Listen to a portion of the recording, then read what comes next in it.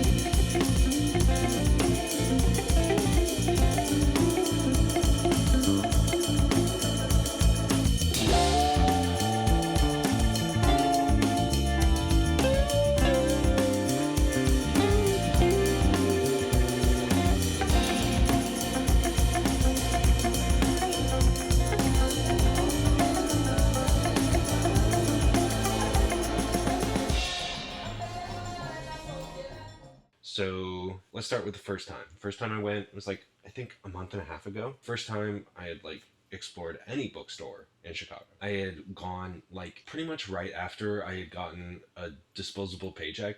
I had paid rent, so I was like, I want to go like buy several books, kind of really enjoy myself. So I did, and I kind of want to show off the things I got. So let's start with this cute little dirty Korean language book. Let's see. What do we want to say right now? Let's say 내 물건이 네 것보다 더 구겨.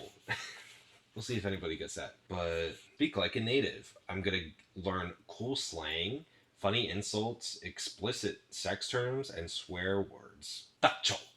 Like that. So, for those that don't know, I am learning multiple languages. I've learned a lot of Spanish. I'm learning Korean. I started last year, made a decent amount of progress. I actually have a video where I started translating my favorite book, Annihilation by Jeff Vandermeer, with the Spanish and Korean translations. If you want to check that out, I think that's kind of a boring video, I'm not gonna lie, and I hope to kind of continue and do more soon because I really haven't done any more of that project since moving to Chicago. But I got Dirty Korean because I want to continue learning Korean, and I thought it would be a fun book to have. And we'll kind of continue this through line because I also got Korea, A History of South and North. So, nonfiction. It's by Victor D. Cha and Ramon Pacheco Pardo. One, this is a beautiful coloring and cover. The pink is bold and I love it. And obviously, we have the tigers. But I felt really interested in kind of learning more about the history, not just of South Korea, but North Korea and the history between the two, because in general, I think you have to understand the history of the entire region to kind of understand more, but also I'm curious about the history. I'm curious about the realities of the history as well. I think there's a lot of propaganda that's come about since the Cold War, especially when it comes to North Korea. And I'm never going to pretend that it's like, this utopia, but I do respect people that are able to say, hey, there's a lot of propaganda out there about North Korea. I think I follow Carrie Cakes on here. I watch a lot of her vlog content and her book content. And if you don't know her, she lives in Korea. She works in Korea, and she's made comments before where it's like there's so much fear mongering about North Korea. Like the people actually living in South Korea in Seoul, right below the border, they're not that worried. So I respect that analysis, but I do also want more information for myself. And I am also a chef. I'm actually working right now at like a Korean food spot downtown. I stumbled across this giant Korean cookbook. This was, I think, $55, which really isn't that expensive for like big books. But this is huge. It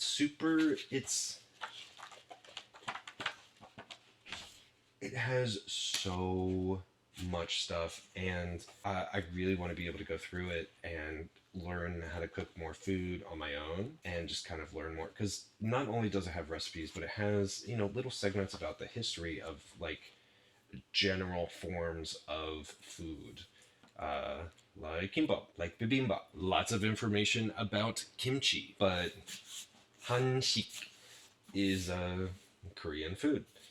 And this cookbook is by Jung Park and Jung Yoon Choi, which, from traditional regional dishes to everyday food found in home kitchens, from Seoul to Jeju Island, Korean cookbooks demonstrates the rich diversity of Korean food culture.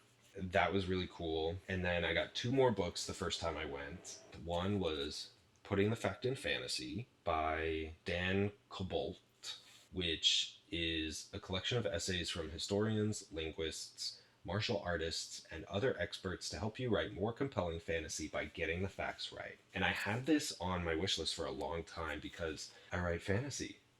My main genres that I write in are contemporary romance and high fantasy.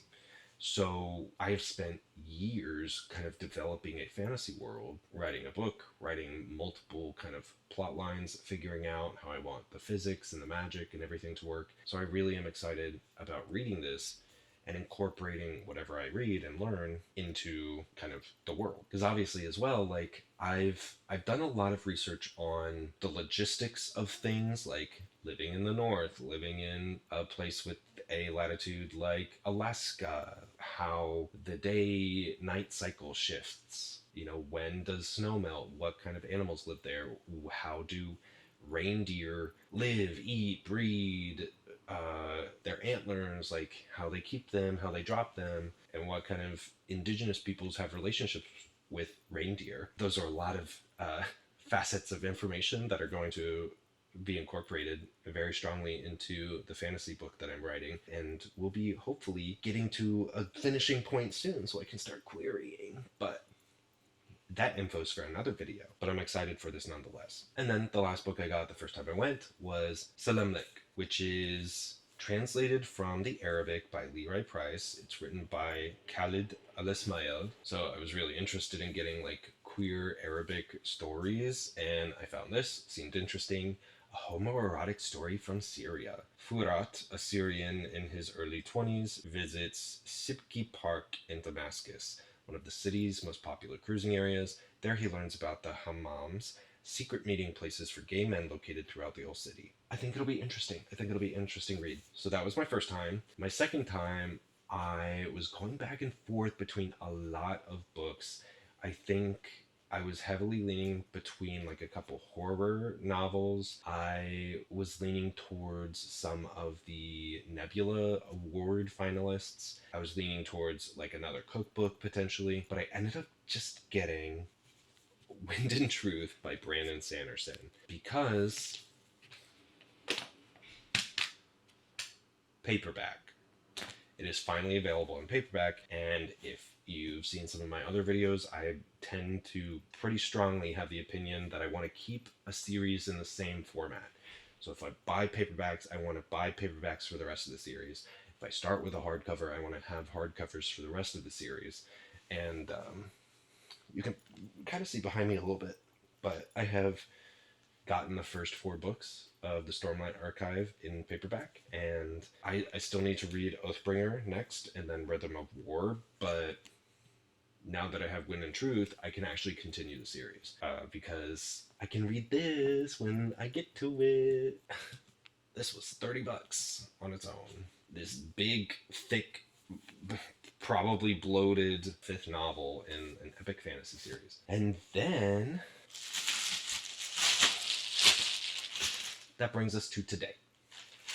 So again, I spent a lot of time at Unabridged, considering a lot of different options. There were some fiction I wanted. I thought about getting some Toni Morrison. I thought about getting more nonfiction. I think I went to gay romance and some of their like Studio Ghibli art books, different kinds of fantasy.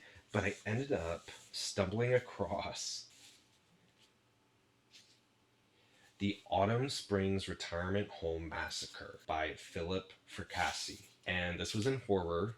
The long title intrigued me because I love a long title. I love a title that is like more than 5 words. And this is six words, but it's horror and it's kind of a slasher, if you couldn't tell by the big knife on the front. What really intrigued me, because I don't know if I've mentioned it, but looping back to the fantasy story I'm writing, the protagonist, the prospective character, is actually a 75-year-old woman.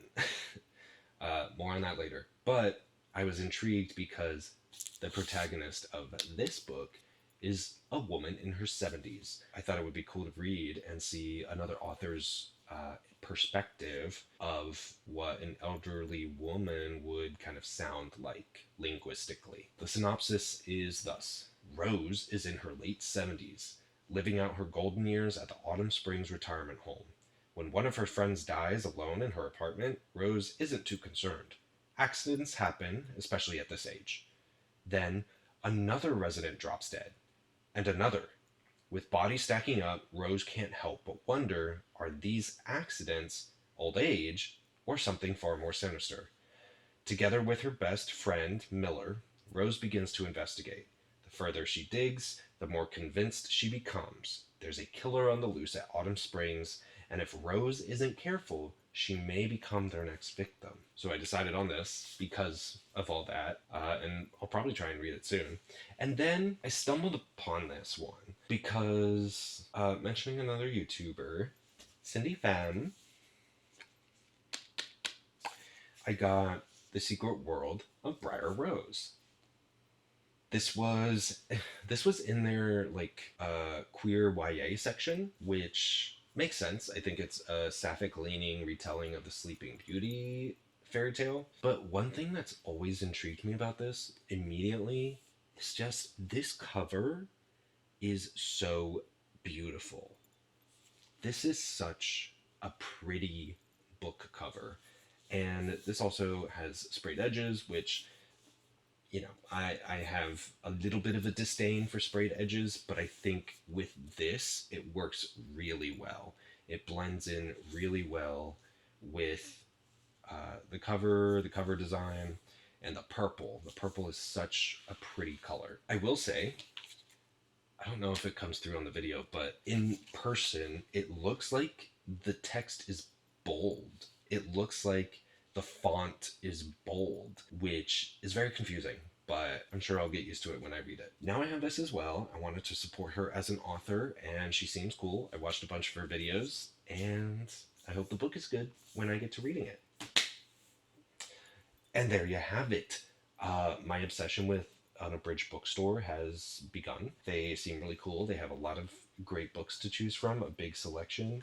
I've gotten some free bookmarks from them. I've spent a chunk of change at them already, and I really do think I'm going to try and kind of get involved with their book clubs, especially the fantasy one. I think I looked it up, and the next book club meeting is in July, and they're talking about the adventures of Amina al-Sarafi, which is a book I have wanted to read. So I might try and pick that up, or I might wait for the next one. We'll see. Anyway, I think I need to hold off on buying books for the time being. I have lots of books to read through right now on my own, on my shelves already, and also I got a bunch that just came in through my Chicago Public Library card on Libby, so I'm reading that right now. Speaking of that, I wanted to see fiction by Anne Lamott because I've seen some of her talks. I'm reading one of her memoirs right now, but the bookstore didn't have her fiction, or it wasn't in,